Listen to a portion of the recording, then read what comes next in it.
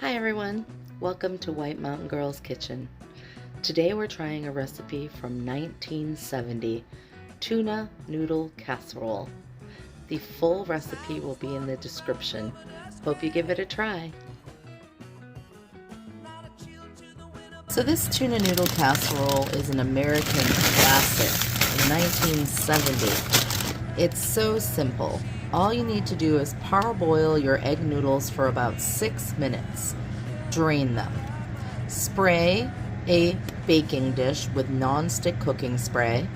Mix together your cream of mushroom soup, your tuna, your frozen green peas, some salt and pepper in a large bowl, half a cup of milk.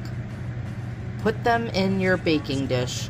Cover them with crushed potato chips. You can add cheese if you want to, but this recipe does not call for cheese, and I'm going to stick to the book.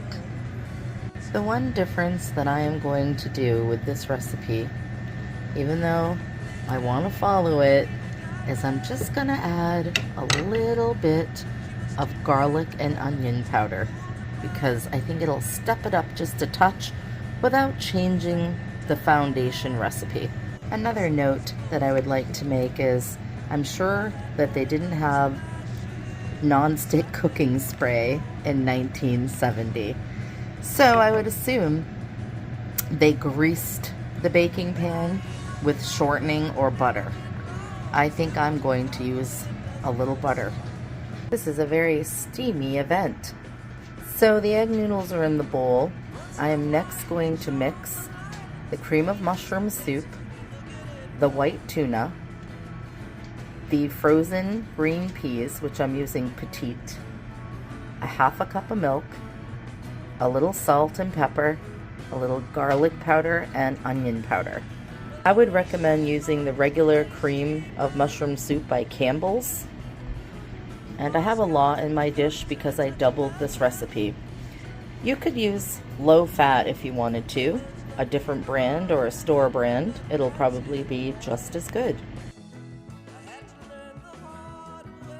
And it calls for frozen peas that you have rinsed with warm water so they could thaw out a little bit.